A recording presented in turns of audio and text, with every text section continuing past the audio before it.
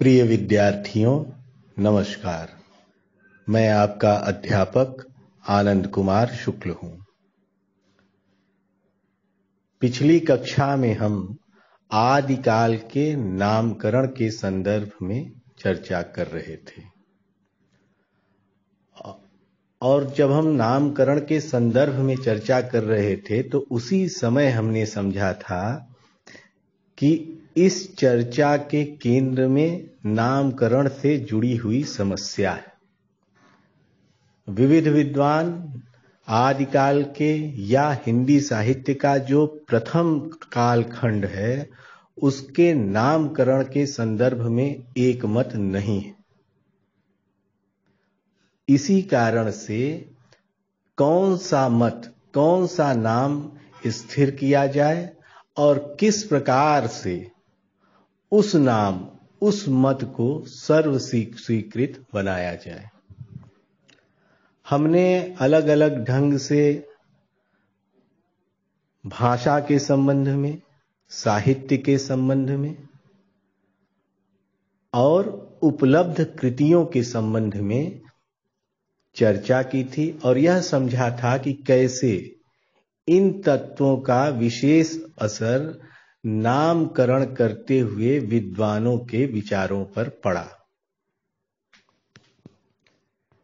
निश्चित तौर पर यदि कोई विद्वान नामकरण कर रहा है तो वह नामकरण अकारण नहीं होगा। ऐसा नहीं हो सकता है कि कोई साहित्य इतिहास लिख रहा हो या किसी कालखंड पर विचार कर रहा हो और अपने मन से कोई नाम रख दे। उस नाम को रखने के पीछे कोई धारणा होगी, कोई प्रवृत्ति होगी, किसी व्यक्ति विशेष की प्रमुखता होगी, किसी साहित्यिक कृति की प्रमुखता होगी, यानी विचारों अथवा कृतियों अथवा प्रवृत्तियों की प्रबलता के आधार पर ही नामकरण का निर्धारण संभव है या नामकरण किया जा सकता है। हमने पिछली कक्षा में जो प्रमुख विचारक हैं इस संबंध में, उनके द्वारा प्रस्तुत नामकरण को जाना था। एक सूत्र भी मैंने आपको बताया था कि जब आप किसी विचारक या विद्वान के द्वारा प्रस्तुत नाम को देखें तो साथ ही साथ इस बात पर भी अपना ध्यान केंद्रित करें कि उसके भाषा संबंधी विचार क्या है। और यहाँ पर भाषा संबंधी विचार का मतलब है कि हिंदी कब शुरू हो रही है और हिंदी किस प्रकार से शुरू हो रही है, किस तरीके से वह अपभ्रंश से बिल्कुल अपने आप को अलग सिद्ध कर रही है।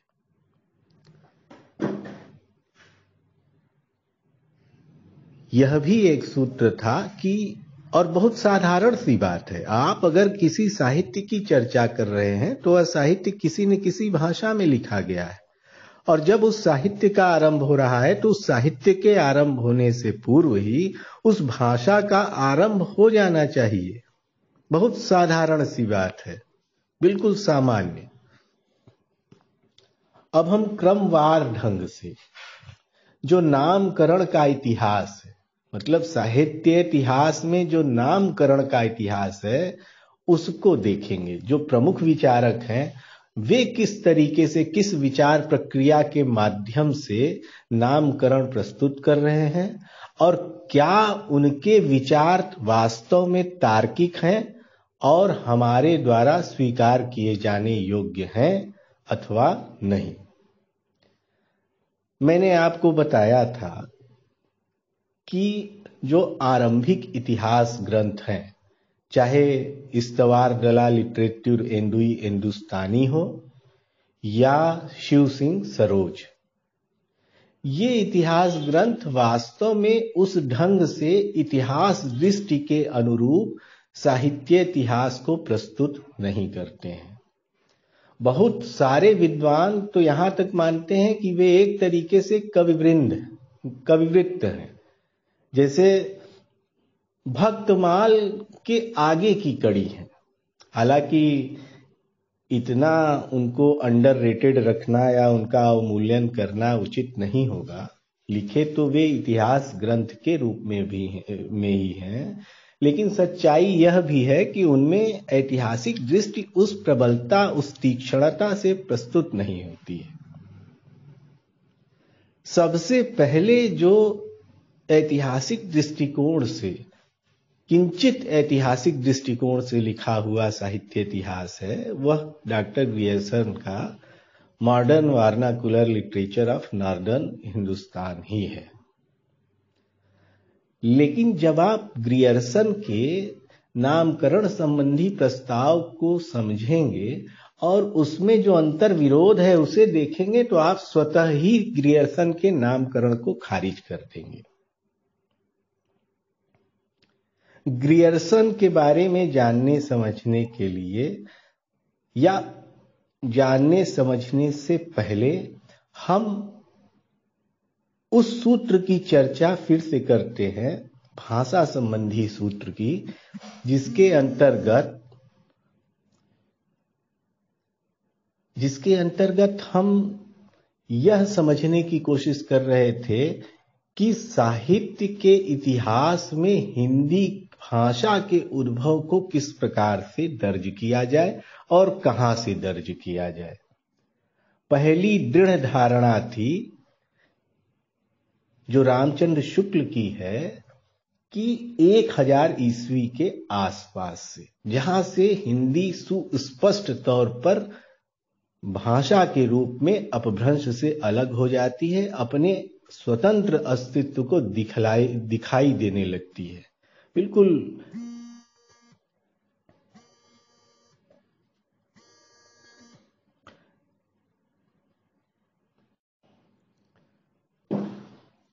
माफी चाहूंगा, फोन आने लगा था। तो एक विचार तो यह है, जहां हिंदी बिल्कुल सुस्पष्ट तौर पर अपभ्रंश से अलग हो जाती है, अपनी स्वतंत्रता कायम कर लेती है। दूसरी धारणा है, और वह भी उतनी ही प्रबल है, कि हिंदी को आप वहां से क्यों मानेंगे जहां से वह बिल्कुल सुस्पष्ट हो जा रही है, बिल्कुल अलग हो जा रही है। हिंदी वहां से मानिए, हिंदी का आरंभ, जहां से हिंदी अपने स्वरूप का दर्शन कराने लगती है, और वह कालखंड 7वीं शताब्दी से शुरू हो जाता है। तो इन दो विचारों के आलोक को, इन दो विचारों के परिप्रेक्ष्य में भी हम प्रत्येक विचारक के मत को समझेंगे। ग्रियर्सन ने लगभग 7वीं शताब्दी से शुरू किया और उसको 13वीं शताब्दी तक ले गए, 14वीं शताब्दी तक। यह उनका जो आदिकाल का विस्तार है, यहां तक है।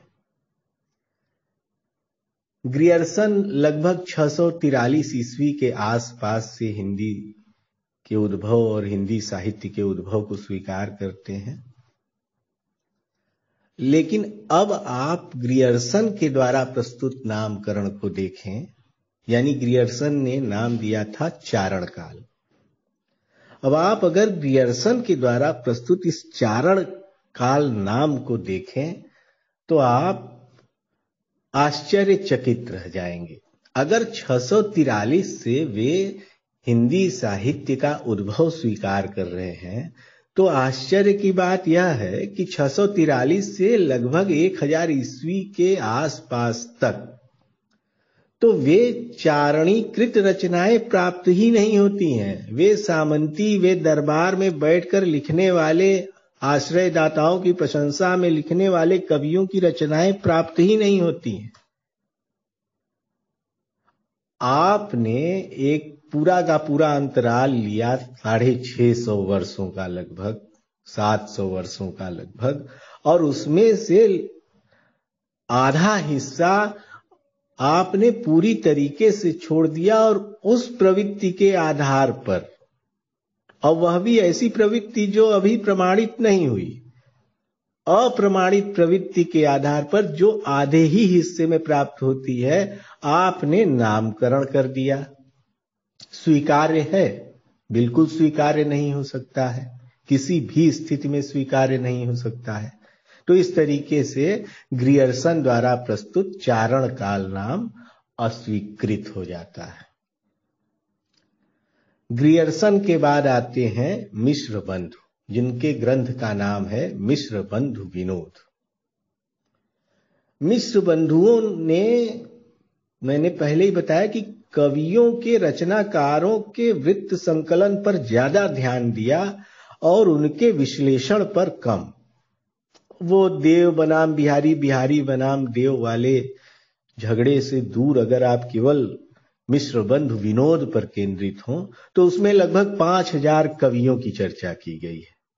लेकिन उन कवियों की चर्चा के साथ साथ उन कवियों को पिरोते हुए जिस इतिहास दृष्टि को सुस्पष्ट किया जाना चाहिए था, वह सुस्पष्ट इतिहास दृष्टि, तीक्ष्ण इतिहास दृष्टि मिश्र बंधु विनोद में प्रकट नहीं होती है।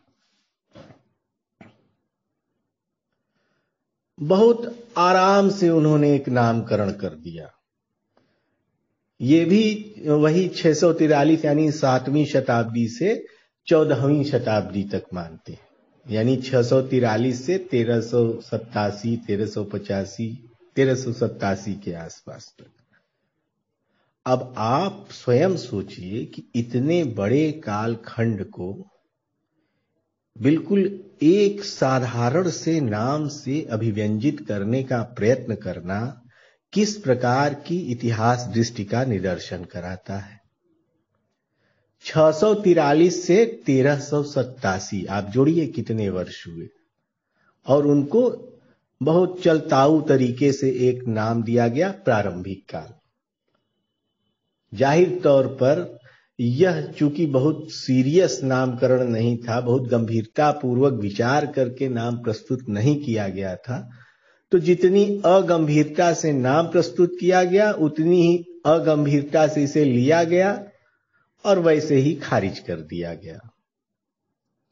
केवल एक तथ्य के रूप में हमें बताया पढ़ाया जाता है कि मिश्र बंधुओं ने तो प्रारंभिक काल कहा, उससे ज्यादा का मूल्य नहीं है। अब आते हैं सबसे प्रमुख विचारक पर, आचार्य रामचंद्र शुक्ल। और वास्तव में सबसे अधिक झगड़ा यहीं से शुरू ही होता है। अगर रामचंद्र शुक्ल ने इस विषय पर विचार नहीं किया होता और हजारी प्रसाद द्विवेदी ने आपत्ति नहीं दर्ज कराई होती तो संभवतः नामकरण की समस्या इतना प्रमुख विषय बनता ही नहीं।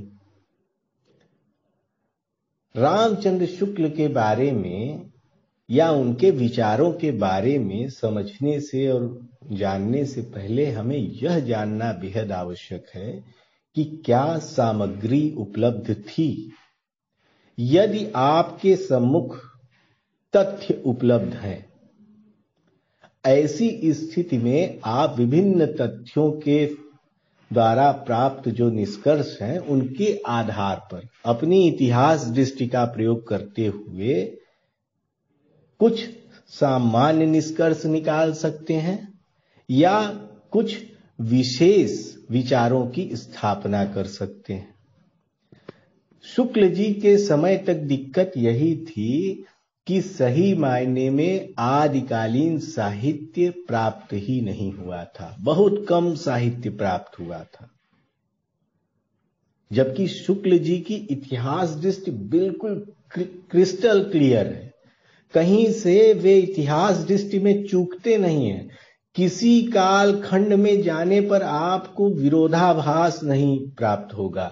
ऐसा नहीं है कि आदिकाल का वर्णन करते हुए शुक्ल जी कुछ और बात कह रहे हैं, भक्ति काल में वे कोई और आदमी हो गए, रीति काल में वे तीसरे रूप में प्रकट हो गए और आदिकाल आते आते उनका सब कुछ बदल गया। ऐसा बिल्कुल नहीं है। साहित्य को और साहित्य के इतिहास को देखने की उनकी जो दृष्टि है उसमें एक तारतम्य है, वह जो इतिहास दृष्टि की रेखा है, मजबूत रस्सी है, वह पूरे के पूरे इतिहास ग्रंथ को थामे हुए। कभी हम जब शुक्ल जी के इतिहास की अलग से चर्चा करेंगे तो हम इस विषय पर बात करेंगे। बहुत महत्वपूर्ण विषय है, क्योंकि शुक्ल जी की इतिहास दृष्टि को यदि आप नहीं समझते हैं तो वास्तव में आप साहित्य के इतिहास को ही नहीं समझते हैं। साहित्य के इतिहास का प्रबलतम पक्ष है शुक्ल जी की इतिहास दृष्टि। शुक्ल जी ने जनता की चित्तवृत्ति के संचित प्रतिबिंब पर अपना ध्यान दिया। जो संचित बिंब था जनता के मन में, वह क्या था, उसकी दिशा क्या थी, वह किस ओर देख रहा है। यानी साहित्य और समाज के आपसी तालमेल से क्या निष्कर्ष प्राप्त हो रहे हैं। बहुत अच्छा उन्होंने नामकरण के संदर्भ में बहुत महत्वपूर्ण बात कही है। मैं आपको पढ़कर सुनाता हूं।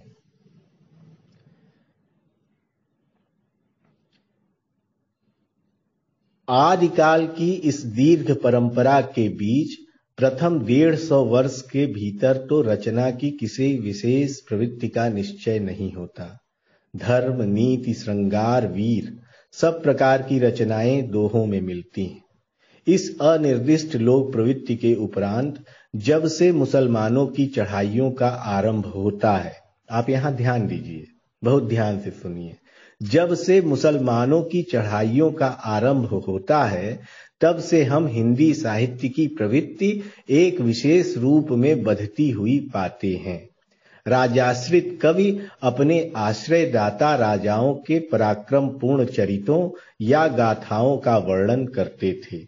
यही प्रबंध परंपरा रासों के नाम से पाई जाती है, जिसे लक्ष्य करके इस काल को हमने वीर गाथा काल कहा है। इसके संदर्भ में अब देखिए शुक्ल जी का यह कथन सुनिए, और इसमें से जहां मैंने आपको टोका था, रोका था कि यहां ध्यान दीजिए, जब से मुसलमानों की चढ़ाइयों का आरंभ होता है। शुक्ल जी के पूरे इतिहास में इस्लामिक आक्रमण का कितना महत्व है। अब आप याद करें भक्ति काल के उद्भव की व्याख्या जो शुक्ल जी ने प्रस्तुत की और जिसका विरोध बाद में चल करके हजारी प्रसाद द्विवेदी ने किया। अपने पौरुष से हताश हततर्प जाति के साहित्य के रूप में भगवान की शक्ति और करुणा की ओर ध्यान ले जाने के अतिरिक्त दूसरा मार्ग क्या शेष था। तो जब आरंभ में मुसलमानों की चढ़ाइयों का आरंभ होता है तो एक विशेष प्रकार की प्रवृत्ति वे इंगित करते हैं, और यह प्रवृत्ति है, अब यहीं पे आप ध्यान दीजिए, कविता के किस रूप को पकड़ रहे हैं। वही एक ही साहित्य को कोई चारण काल कह रहा है उसी प्रवृत्ति को इंगित करते हुए, और एक वीर गाथा काल कह रहा है। चारण काल के अंतर्गत यह है कि दरबार और सामंत का रूप है।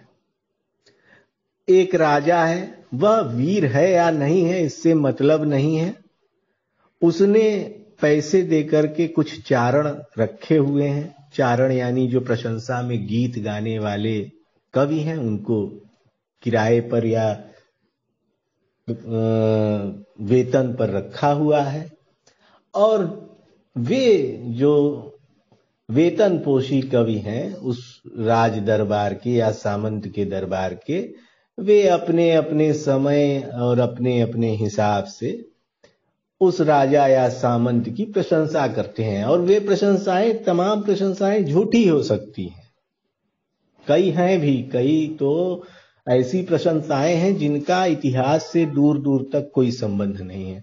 अगर आप उन रचनाओं को पढ़ें और उन रचनाओं को किसी इतिहास ग्रंथ से जाकर के मिलाने लगें कि इस रचना में यह जो घटनाएं कवि बता रहा है इन घटनाओं का कोई लेखा जोखा इतिहास की किताबों में है कि नहीं, तो आप आश्चर्यचकित रह जाएंगे कि उसमें से 90% मामला काल्पनिक है। साहित्य में कल्पना प्रबल होती है, लेकिन जब कोई कवि दृढ़ होकर कहे कि मैं तो सच सच कह रहा हूं, यही तथ्य है, और फिर वह तथ्य न कहे, तब एक आलोचक के सम्मुख और एक साहित्य इतिहासकार के सम्मुख बड़ी भारी विपत्ति या कहें समस्या पैदा हो जाती है। वह साहित्य का निर्वाह करे या वह इतिहास का निर्वाह करे, क्योंकि साहित्य इतिहासकार के रूप में उसके सामने दोनों विषयों का निर्वाह करना बेहद जरूरी हो जाता है। वह न साहित्य छोड़ सकता है और न इतिहास दृष्टि को छोड़ सकता है। दोनों से तालमेल बैठाते हुए बढ़ना उसकी जरूरत है, वह उस पर बाध्यकारी है। शुक्ल जी जो वीर गाथा काल नाम देते हैं, इसके संबंध में रामस्वरूप चतुर्वेदी जी ने चर्चा की है अपने पुस्तक हिंदी साहित्य और संवेदना का विकास में। उन्होंने कहा कि वीर गाथा काल से आप लोग जो तात्पर्य निकाल रहे हैं और वह तात्पर्य निकालकर जो खारिज कर रहे हैं, वह तात्पर्य ही गलत है। आप वीर गाथा काल को चारण काल के नामकरण के तौर पर देख रहे हैं कि एक चारण बैठा हुआ है और राजा की वीरता का वर्णन कर रहा है। वास्तव में वीर गाथा काल नाम शौर्य और शिवैलरी दोनों को इंगित कर रहा है, दोनों को प्रमुखता और प्रधानता से प्रस्तुत कर रहा है। कभी अवसर मिले तो आप रामस्वरूप चतुर्वेदी की किताब का वह हिस्सा जरूर पढ़ें। अभी हम उसके बहुत विस्तार में नहीं जाएंगे, बहुत ज्यादा समय लग जाएगा, तो हम इधर रहते हैं। शुक्ल जी जब प्रस्तुत कर रहे थे नामकरण, तो उनके सामने कुल 12 रचनाएं थी। मैंने आपको बताया ना कि आपको ध्यान रखना होगा कि सामग्री कितनी मौजूद थी। यह 2020 का समय नहीं था कि आप कहें कि नहीं नहीं हमारे सामने तो बहुत सामग्री है। कुल 12 सामग्री, 12 रचनाएं शुक्ल जी के सामने मौजूद थी। और शुक्ल जी आलोचक थे, साहित्य के इतिहासकार थे, कोई खोजकर्ता नहीं थे। ठीक है, सबकी भूमिकाएं अलग अलग हैं, कोई कमतर नहीं है, कोई महतर नहीं है, कोई महान नहीं है, कोई छोटा नहीं है, सबकी अपनी भूमिकाएं हैं। आप अपनी भूमिका के साथ न्याय कर रहे हैं या नहीं, मूल प्रश्न यह है। तो जो समिति या जो लोग उस समय खोज कर रहे थे, वे लगातार उस खोज में लगे हुए थे। हालांकि उसमें थोड़े विवाद हैं, जैसे नागरिक प्रचारणी सभा की एक समिति, उसका एक पूरा अलग से संगठन बना हुआ था, वह संयुक्त रूप से पुरानी रचनाओं को ढूंढ रहा था। उस पर कुछ आरोप भी लगे थे, उन आरोपों पर हम नहीं जाते हैं। लेकिन व्यक्तिगत तौर पर भी और सामूहिक तौर पर भी खोजकर्ता पुरानी पुस्तकों, पुराने ग्रंथों, हस्तलेखों को संग्रहित कर रहे थे और उनका क्रमशः प्रकाशन किया जा रहा था। शुक्ल जी इस रूप में नहीं आते हैं, नहीं प्रस्तुत होते हैं। शुक्ल जी हमारे सम्मुख आलोचक और साहित्य के इतिहासकार के रूप में ही प्रस्तुत होते हैं, यही उनकी भूमिका है। तो आप यह न सोचिए कि शुक्ल जी खुद जाकर के क्यों पुस्तकें नहीं ढूंढने लगे। राहुल सांकृत्यायन ने तो बहुत सारी किताबें ढूंढी, शुक्ल जी क्यों नहीं गए? तो ऐसे सवाल नहीं उठाए जाने चाहिए। शुक्ल जी के सम्मुख कुल 12 रचनाएं उपलब्ध थीं और मैं उनका नाम बताता हूं। नल सिंह की विजयपाल रासो, सारंगधर की हमीर रासो, दलपति विजय की खुमाड़ रासो, नलपति नाल की बीसल देव रासो, चंद बरदाई की पृथ्वीराज रासो, जय चंद्र प्रकाश है भट्ट केदार का, मधुकर कवि की जय मयंक जस चंद्रिका, जगनिक का परमाल रासो। ध्यान दीजिएगा और याद रखिएगा कि इसी परमाल रासों में आल्हा खंड है। अक्सर परीक्षाओं में इससे संबंधित सवाल आता है। अमीर खुसरो वहां भी आ जाते हैं। अमीर खुसरो का जीवन काल लंबा है और कई शासकों के साथ वे रहे, तो अमीर खुसरो की रचनाएं उपलब्ध थीं, खुसरो की पहेलियां और अन्य भी कविताएं, और विद्यापति के कुछ ग्रंथ जैसे कीर्तिलता, कीर्ति पताका और पदावली। कुल 12 ग्रंथ मौजूद थे। ज्यादातर ग्रंथ अगर आप ध्यान से देखें तो सब 11वीं 12वीं शताब्दी के हैं।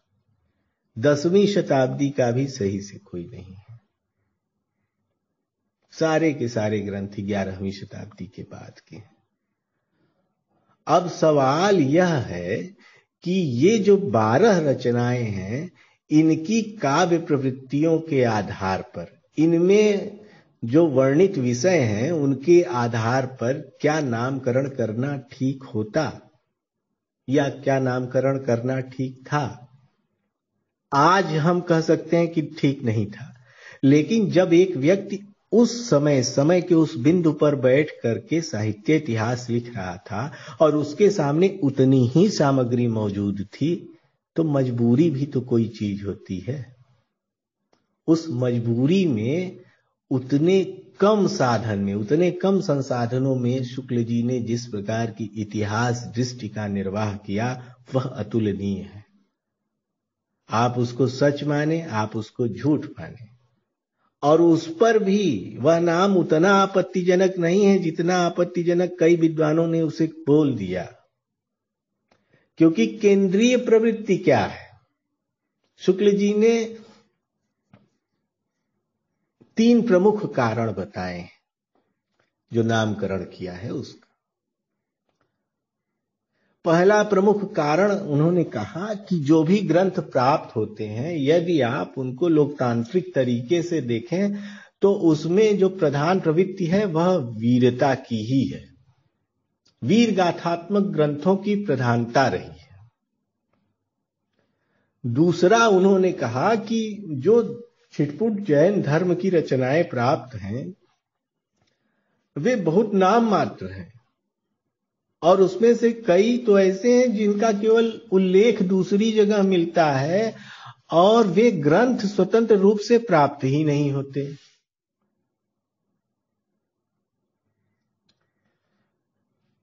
फिर उन्होंने कहा कि कुछ छिटपुट दोहे प्राप्त होते हैं लौकिक विषयों के आधार पर भी, और चूंकि वे लौकिक विषय पर रचनाएं हैं इसलिए वे साहित्यिक हैं, लेकिन इसके बावजूद वे इतनी प्रबल रचनाएं नहीं हैं। वे छिटपुट जो दोहे प्राप्त हैं वे उस काल में इतनी प्रबलता नहीं रखते हैं कि उनके आधार पर साहित्य के कालखंड का नामकरण कर दिया जाए। तो सबसे प्रधान प्रवृत्ति वीरता ही थी। अच्छा, जब 1929 में पहली बार हिंदी साहित्य के इतिहास का प्रकाशन हो रहा था, उस समय की ये स्थिति है। 12 रचनाएं प्राप्त हो रही थी। मुख्य रचनाएं मतलब मूल ग्रंथ। अब आप ध्यान दीजिए, कई बार ऐसा होता है कि रचनाएं या मूल ग्रंथ अलग से प्राप्त होते हैं, लेकिन कुछ रचनाएं प्राप्त नहीं होती हैं। बाद की किन्हीं दूसरी रचनाओं में उस पहले वाली रचना का उद्धरण दिया होता है। उस उद्धरण के माध्यम से भी अनुमान लगाया जाता है कि रचना रही होगी या रचना की विषय वस्तु यह रही होगी। तो उन अनुमानों से परे ये 12 ग्रंथ थे जो शुक्ल जी के सम्मुख थे और प्राप्य थे, बड़ी आसानी से उनको मिल गए थे। लेकिन बाद में चल करके सिद्धनाथ साहित्य के भी कुछ अंश उन्हें प्राप्त हुए थे। शुक्ल जी का देहावसान 1941 में है और 1941 हालांकि बहुत अल्प जीवन है, बहुत दुखद बात है। अगर वे रहते तो बहुत बहुमूल्य संपदा जोड़ कर जाते और संभव था कि 1941 के बाद उन पर जो आरोप लगाए गए उनका जवाब देते। लेकिन जब आरोप लगाए गए तब उन सब आरोपों का जवाब देने के लिए शुक्ल जी उपस्थित नहीं थे।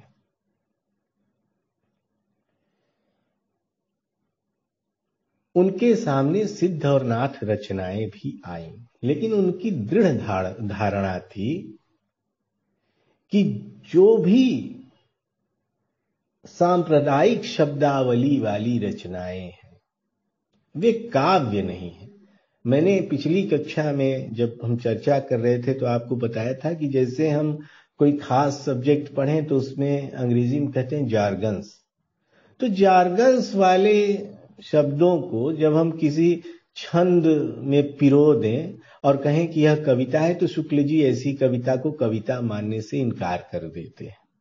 यही बात उन्होंने सिद्धों और नाथों के साथ भी किया और यही बात उन्होंने कबीरदास के साथ भी। कबीर के साथ जो आरोप लगते हैं कि उन्होंने कबीर का सही से मूल्यांकन नहीं किया, तो आप ध्यान दीजिए कि शुक्ल जी की यही धारणा बलवती होती है कबीर के संबंध में। कबीर की वाणी और कबीर की काव्य शक्ति से वे अवश्य चमत्कृत होते हैं। वो स्वीकार करते हैं कि चमत्कृत करने वाले कवि हैं, कबीर चमत्कृत करते हैं। लेकिन जो सांप्रदायिक शब्दावली में कविताएं रची गई हैं उनके वे काव्य मूल्य नहीं है जो अन्य आलोचक निर्धारित करना चाहते हैं। यह उनकी दृढ़ धारणा थी और उसी के आधार पर वे कहीं चूक नहीं रहे हैं। पूरे साहित्य इतिहास में वे अपनी दृढ़ धारणा पर कायम रहते हैं और किसी को नहीं बख्शते हैं। ऐसा नहीं है कि इनको बख्श दिया और इनको नहीं बख्शा, नहीं। तराजू पर जो भी तौला जाएगा वह अपने हिसाब से ही मूल्य पाएगा।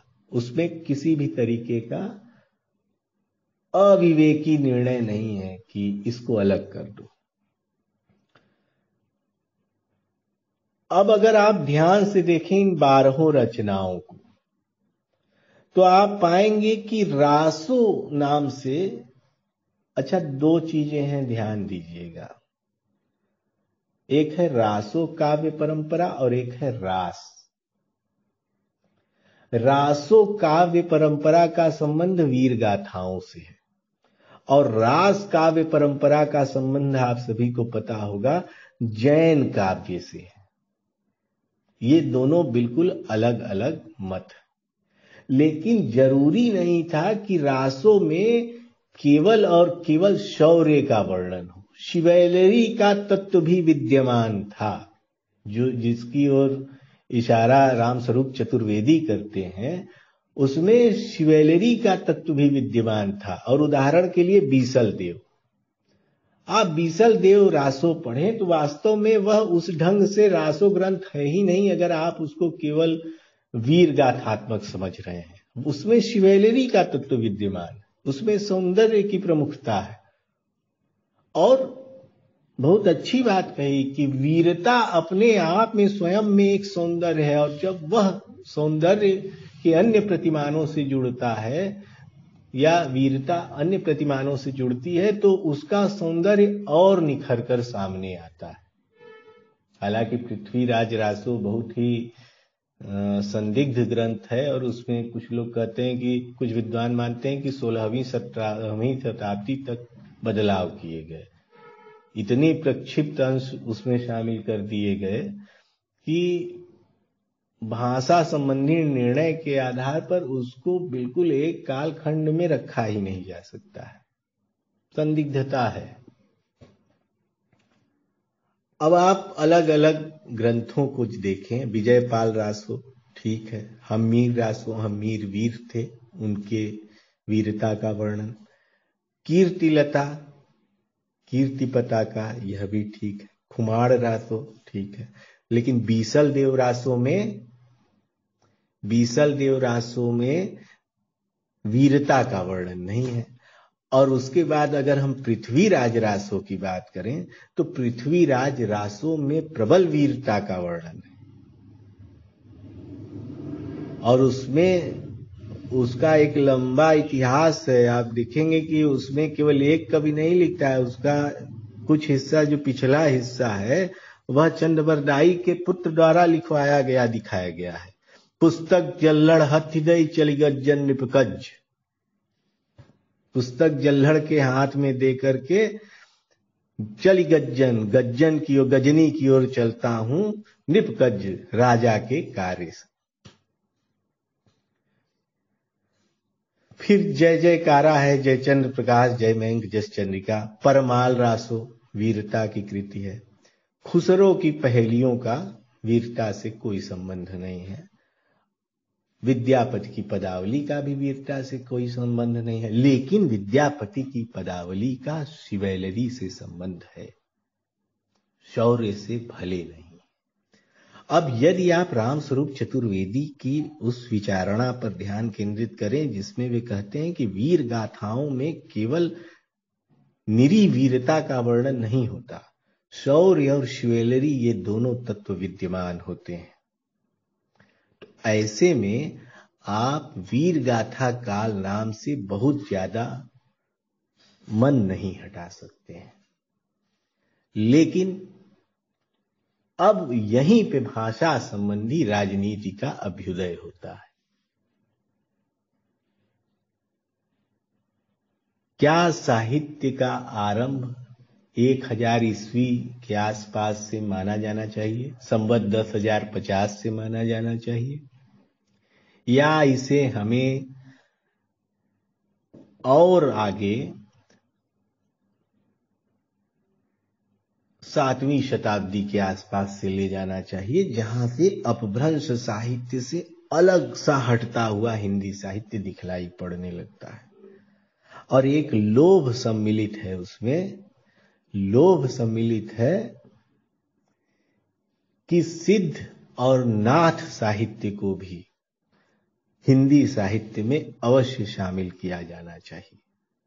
उसके मूल्य को लेकर के अलग से चर्चा की जानी चाहिए। ऐसा नहीं किसी क्लास में सारी चर्चाएं शामिल कर दें, लेकिन वह जो सिद्धनाथ साहित्य है और बहुत सारे विचारकों के मत में बहुमूल्य साहित्य है, उसे हिंदी में शामिल करने का लोभ कैसे संवरित किया जा सकता है। एक किताब थी हिंदी साहित्य के 80 वर्ष, शिवदान सिंह चौहान की। उस किताब में उन्होंने कहा कि बाकी सब अन्य भाषाएं हैं और हिंदी की यही 80 साल हैं, इसी का इतिहास लिखा जाना चाहिए, और बौना बना दिया। किसी ने स्वीकार नहीं किया। शिवदान सिंह चौहान मार्क्सवादी रचनाकार, आलोचक, इतिहासकार थे। इसके बावजूद मार्क्सवादी रचनाकारों, इतिहासकारों, विचारकों ने ही नहीं स्वीकार किया। कोई मानने को तैयार नहीं हुआ कि हिंदी केवल 80 बरस पुरानी भाषा और पीछे का जो साहित्य है उसको दूसरी भाषा के खाते में डाल दें। अपनी भाषा में जो बहुमूल्य साहित्य है उसे संरक्षित करने का लोभ छोटा मोटा लोभ नहीं है।